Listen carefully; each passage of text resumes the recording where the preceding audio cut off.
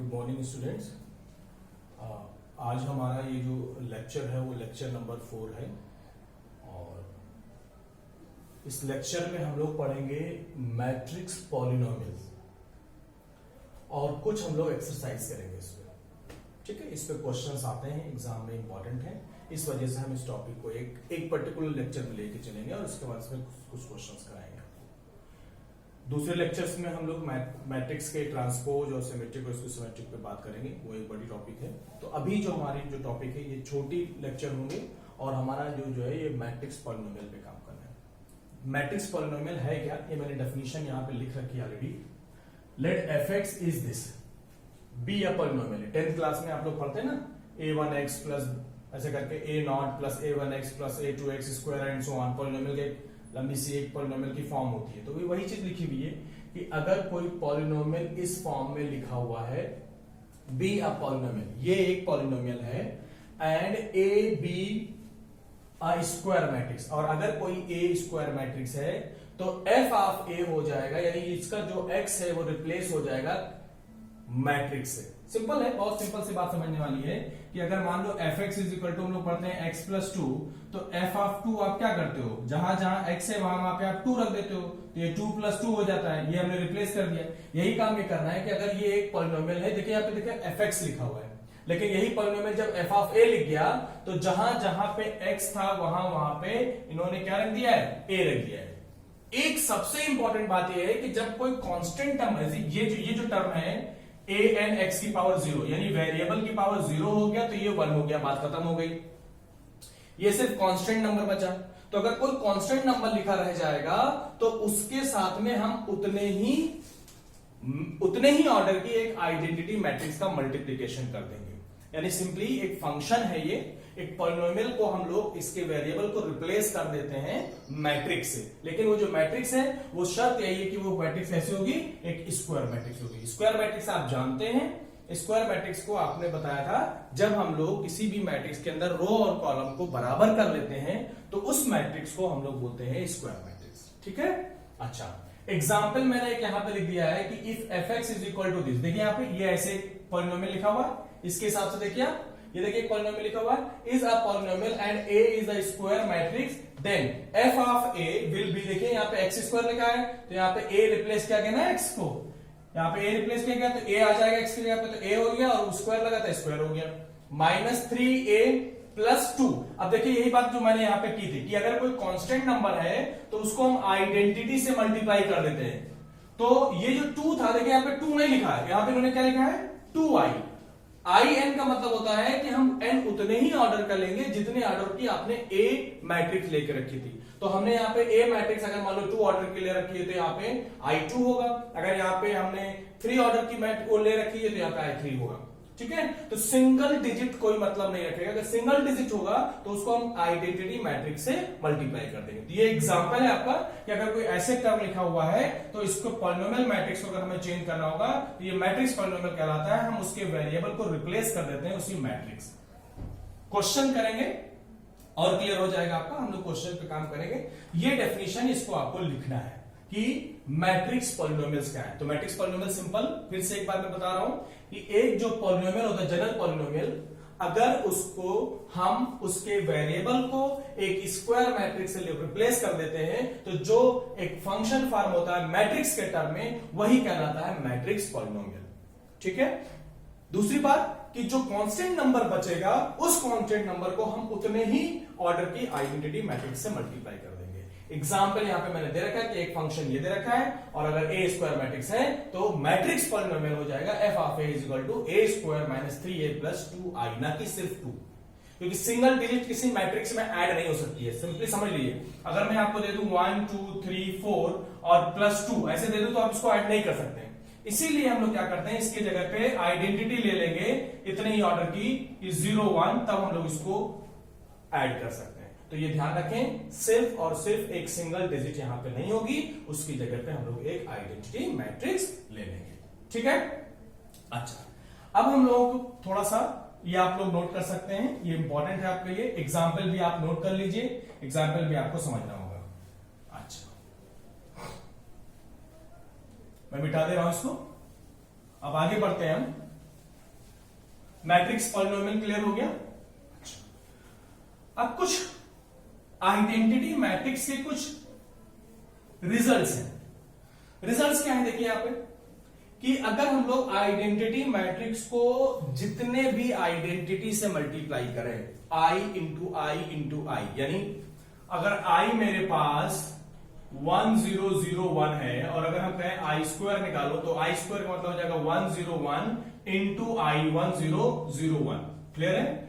आई into आई की value हमेशा एक आई होगा, यानी एक आइडेंटिटी मैट्रिक्स ही होगी। बात समझ में आ रही है? तो आई की पावर कितने हो, आई को अगर आप 1000 बार, लाख बार, n टाइम्स तक अगर आप मल्टीप्लाई करेंगे तो वो आइडेंटिटी हुई होगी, उसके ऊपर कोई फर्क नहीं पड़ेगा। दूसरा पॉइंट ये है, इस पे क्वेश्चन है एनसीईआरटी पे, मैं बताऊंगा एग्जाम, एक ऑप्शनल क्वेश्चन है, लास्ट क्वेश्चन, उसमें हम लोग बात करेंगे। आइडेंटिटी मैट्रिक्स का किसी भी मैट्रिक्स के साथ पोस्ट मल्टीप्लीकेशन या प्री मल्टीप्लीकेशन से उस मैट्रिक्स के ऊपर कोई फर्क नहीं पड़ता है, वो मैट्रिक्स एज इट इज होती है। Is it clear?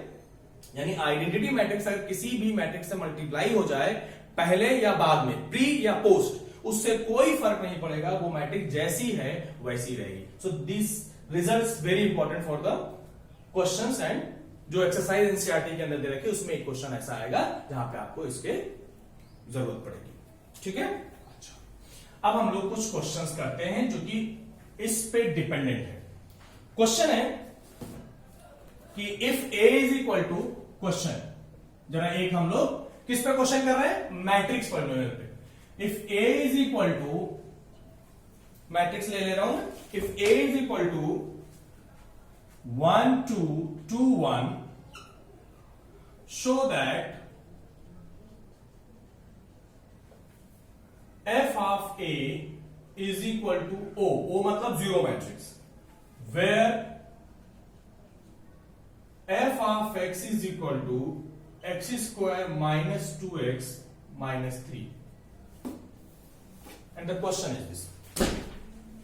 अब इस क्वेश्चन के लिए मैं तो बहुत सीधी सी बात है, मैंने कहा कि एक आपको पॉलिनोमियल दे रखा है और आपको f ऑफ a को 0 दिखाना है, तो पहले हम लोग f ऑफ a यहां रखें इसके अंदर।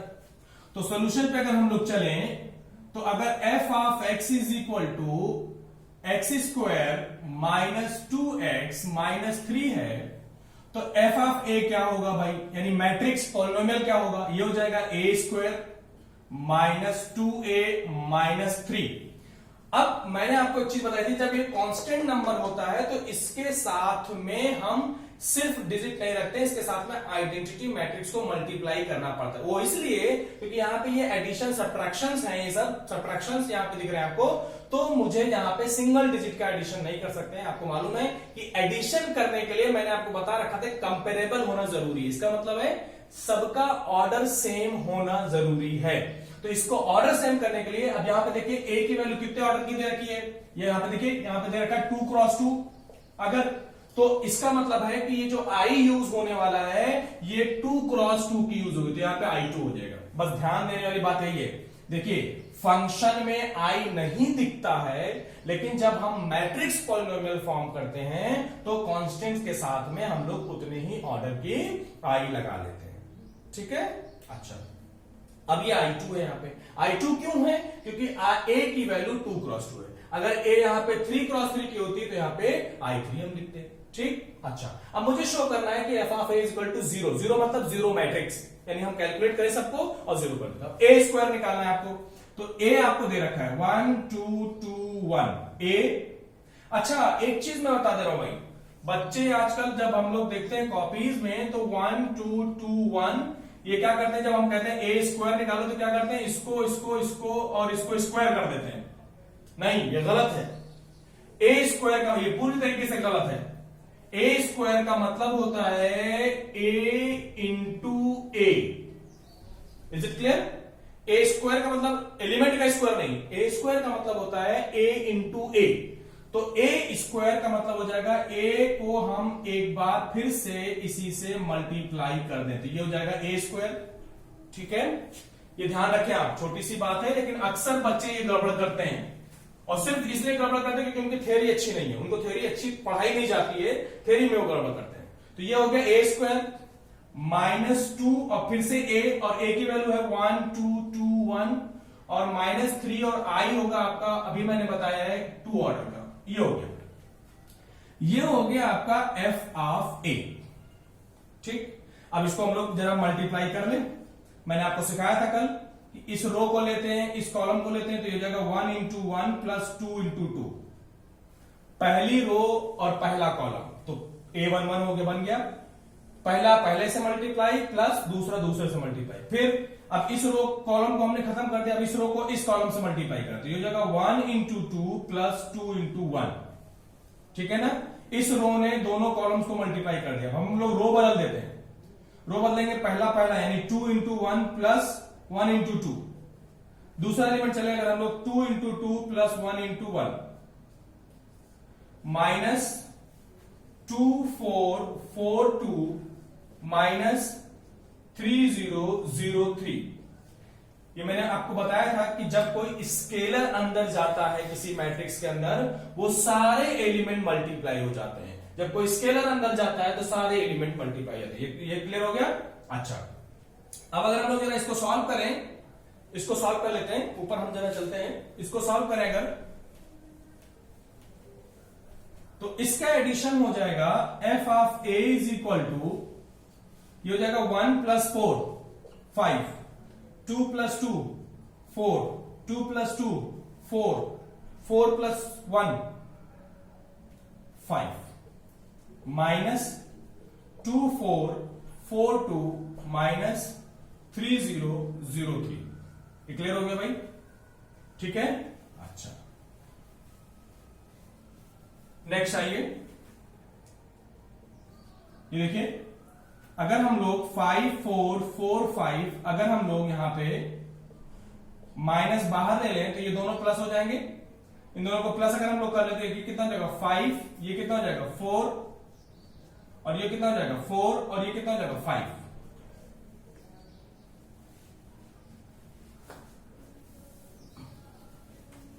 ठीक है, देख रहे हैं? अच्छा, अब देखिए, आपने इसको जब हमने कैलकुलेट किया तो सारे के सारे डिजिट सेम है, कंपेरेबल है, यानी ऑर्डर दोनों का सेम है। ये हो गया 0, ये भी 0, ये भी 0, ये भी 0। तो f ऑफ a, सारे एलिमेंट्स अगर किसी मैट्रिक्स में 0 होते हैं तो हमने आपको डेफिनेशन दे रखी है, this matrix is known as zero matrix. इसका मतलब क्या हो गया? ये 0। यही वेरीफाई करना था कि a is this, show that f of a is equal to 0 and the function is this. तो हमने पहले मैट्रिक्स पॉलिनोमियल फॉर्म किया था, आपने देखा होगा, उससे पहले मैट्रिक्स पॉलिनोमियल फॉर्म किया, उसके बाद उसको कैलकुलेट किया, और कैलकुलेट करने के बाद जहां रिजल्ट आया उसको हमने सॉल्व कर लिया और यहां पे शो कर दिया कि f of a is equal to 0। Main जो मुद्दा है वो सीधा ये समझना है कि यहां a हो जाएगा, और ये जो कांस्टेंट नंबर है इसकी जगह पे आइडेंटिटी से मल्टीप्लाई करना है, यही मेन समझना है आपको। ठीक है, चलिए कुछ क्वेश्चंस और है, ये क्वेश्चंस हम हटा दे रहे हैं, ये क्लियर हो गया। ये एनसीईआरटी में इसके क्वेश्चंस हैं, आप लोग देख लीजिएगा। अच्छा, आइए कुछ और क्वेश्चंस। एक क्वेश्चन है, एनसीईआरटी का ही क्वेश्चन है, very important question. If A is a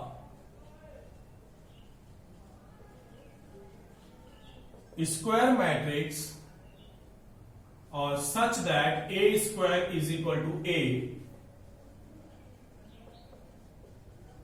then write the value of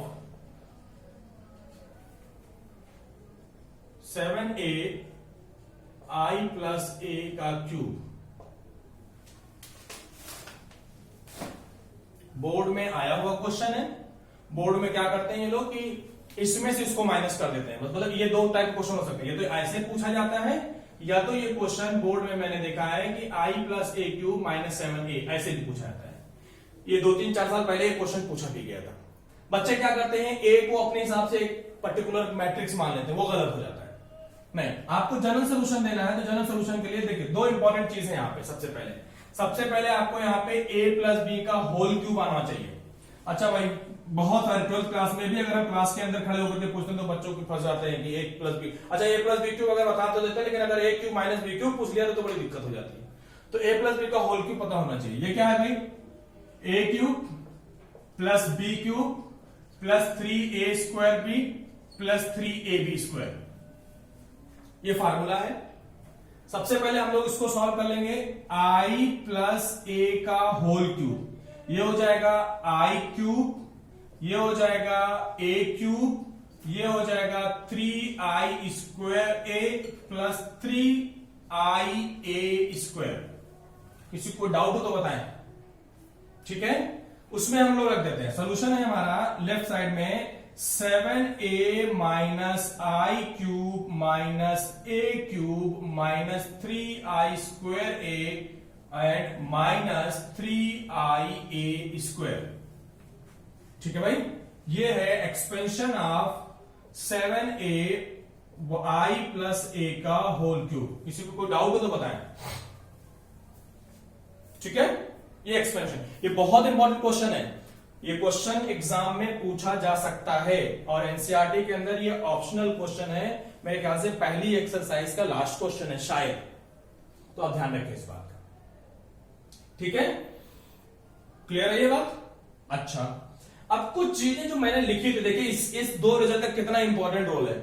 आई की पावर कुछ भी होगा उसकी वैल्यू आई होगी, और आई का किसी के साथ में अगर प्री या पोस्ट मल्टीप्लीकेशन है तो उसके ऊपर कोई फर्क नहीं पड़ेगा। ये दो बातें हैं। आई जरा याद देखिए जरा, 7a माइनस आई क्यूब, इसके हिसाब से आई क्यूब भी क्या हो जाएगा, आई हो जाएगा, तो ये हो गया आई। ए क्यूब, अब ए क्यूब समझ रहे हैं, ए क्यूब को हम लोग लिख सकते हैं ए स्क्वायर इंटू ए लिख सकते हैं। और एक बहुत इंपॉर्टेंट रिजल्ट यहां पर दे रखा कि ए स्क्वायर की वैल्यू ए ही है, ये गिवन है, ये गिवन है, तो ये हो जाएगा ए और ये हो जाएगा ए। अब यहां पे आपको पता है कि A square A is equal to, ये है क्वेश्चन में गिवन, ये क्वेश्चन में गिवन है, ए स्क्वायर जहां होगा वहां रख देंगे इसको। अब ये फिर से ए स्क्वायर हो गया और फिर से ए स्क्वायर की वैल्यू क्या हो जाएगी, ए। तो इसका मतलब ये होगा कि ए क्यूब की वैल्यू अल्टीमेटली कैलकुलेट करने के बाद एंड में हम कहां पहुंचेंगे, ए पे ही। तो इसका मतलब है कि ए की हम लोग ए क्यूब को क्या लिख लें, ए लिख लें। आई स्क्वायर क्या होगा भाई, आई, और आई इंटू ए क्या होगा, आई इंटू ए होगा, तो इसका मतलब माइनस 3a। समझ में आ रही बात? आई स्क्वायर की वैल्यू आई होगी, आइडेंटिटी मैट्रिक्स को हम जितने भी पावर पे मल्टीप्लाई करें उसके ऊपर कोई फर्क नहीं पड़ता है, तो आई स्क्वायर आई हो गया, इसका मतलब ये आई हो गया, और आई इंटू ए क्या होता है, ये भी ए होता है, तो इसलिए ये 3a हो गया, माइनस 3i ए स्क्वायर, और ए स्क्वायर कितना है, ए, तो ये ए हो गया, ठीक है। 7a माइनस आई माइनस ए माइनस 3a और माइनस 3a ये भी हो जाएगा। क्यों हो जाएगा भाई, आई इंटू ए या a इंटू आई, इसकी वैल्यू a होती है, कोई फर्क नहीं पड़ेगा, ठीक है भाई। अच्छा, अब आइए जरा, 7a minus I minus a minus 3a minus 3a, ये हो जाएगा माइनस 7a, ठीक है। ये माइनस प्लस दोनों कैंसिल हो गए, बचा मेरे पास माइनस आई, तो 7a minus of i plus ए का whole cube is equal to minus i. और अगर इसको सॉल्व करेंगे, इसको अगर हम लोग सॉल्व करेंगे तो क्या हो जाएगा, ये आई आ जाएगा रिजल्ट। तो ये दो क्वेश्चन दो तरीके से पूछे जाते हैं, क्वेश्चन एक ही है बट इसका कैलकुलेशन करने के लिए आपको दो तरीके से मिल सकता है। 7i माइनस दिस और i प्लस ए का होल क्यूब माइनस 7 है, तो इन दोनों में माइनस का ही फर्क है, तो माइनस का फर्क आएगा रिजल्ट में। ये एनसीईआरटी का क्वेश्चन है, ये बहुत इंपॉर्टेंट क्वेश्चन है, बहुत अच्छा क्वेश्चन है, अक्सर एग्जाम में फ्रीक्वेंट पूछे जाने वाले क्वेश्चंस में से एक ये है, और मेरे ख्याल से 3-4 साल पहले ये क्वेश्चन पूछा भी गया था, तो एक क्वेश्चन ये हो गया, ठीक है। ये करना है आपको। अच्छा, शीट में भी क्वेश्चन है, ये मेरे शीट हम दे चुके हैं आपको।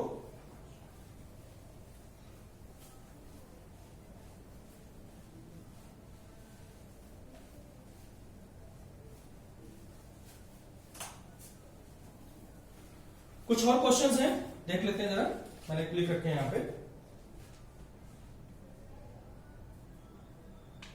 एक क्वेश्चन देखिए, solve the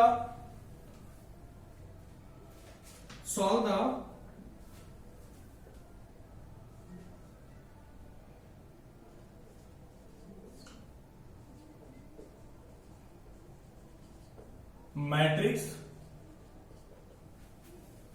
for x,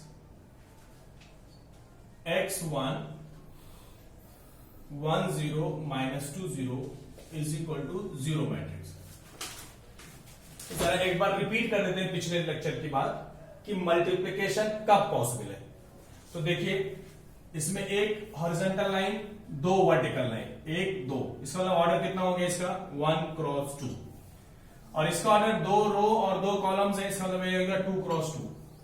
पहली वाली का कॉलम दूसरी वाली का रो बराबर होना चाहिए, बिल्कुल है, ठीक है। इसका मतलब है इसका मल्टीप्लिकेशन एग्जिस्ट करेगा, मिल गया। जो रिजल्ट आएगा मल्टीप्लिकेशन उसका ऑर्डर आएगा 1 क्रॉस 2, यानी ऐसी आएगी 1 क्रॉस 2, क्योंकि ये बचा हुआ इधर और ये बचा हुआ इधर। चलिए हम लोग मल्टीप्लाई करते हैं, तो इस रो को लीजिए और इस कॉलम को लीजिए, हो जाएगा x इंटू 1 प्लस 1 इंटू -2, हो गया भाई। अच्छा, फिर उसके बाद इसी रो को लेंगे, अगले कॉलम को लेंगे, तो हो जाएगा x into 0 plus 1 into 0 is equal to 0 matrix. 0 matrix हम उतने ही ऑर्डर के लेंगे जितने ऑर्डर की यहां पे वैल्यू देंगे। ये 0 हो गया, ये 0 हो गया, ठीक है। तो ये हो जाएगा x माइनस 2 और ये हो जाएगा 0 इज इक्वल टू हो जाएगा 0 0। पहला एलिमेंट और पहला एलिमेंट बराबर होंगे क्योंकि बीच में इक्वल टू का साइन लगा है, कोरस्पॉन्डिंग एलिमेंट्स बराबर होंगे। So it is x minus 2 is equal to 0, x is equal to 2। x की वैल्यू 2 अगर रखा जाए तो ये एक 0 मैट्रिक्स आएगा। सिंपली समझ लो, 2 यहां रख दोगे तो 2 माइनस 2 0 हो जाएगा, ये भी 0, ये भी 0, ये भी 0, ये भी 0 सेटिस्फाई करेगा, तो x की वैल्यू 2 रखने पे ये एक 0 मैट्रिक्स हो जाएगा। तो एक क्वेश्चन ये होगा। तो मेरे ख्याल से इन क्वेश्चंस पे आपको काम करना है, और जहां कोई प्रॉब्लम है तो आप मुझे मैसेज कर सकते हैं, उसमें आप हमें बताइए, हम आपकी प्रॉब्लम्स जो है वो सॉल्व करेंगे, ठीक है। तो ये मेरी एक टॉपिक है, ये मेरी एक टॉपिक है जो मैंने आपको पढ़ाया है। कौन सी टॉपिक है बताइए? मैट्रिक्स पॉलिनोमियल का फॉर्मेशन का। ये क्वेश्चंस आएंगे, आगे भी आएंगे, और ढेर सारे क्वेश्चंस में बनते रहेंगे, इस वजह से आपको इसकी तैयारी करनी, ठीक है। नेक्स्ट लेक्चर हमारा जो होगा वो इंपॉर्टेंट है आपके लिए ज्यादा, क्योंकि उसमें से क्वेश्चन भी बनते हैं, इसमें क्वेश्चन बनते हैं जो मैंने आपको बताया, ध्यान रखने वाली बात है, ठीक है। Thank you.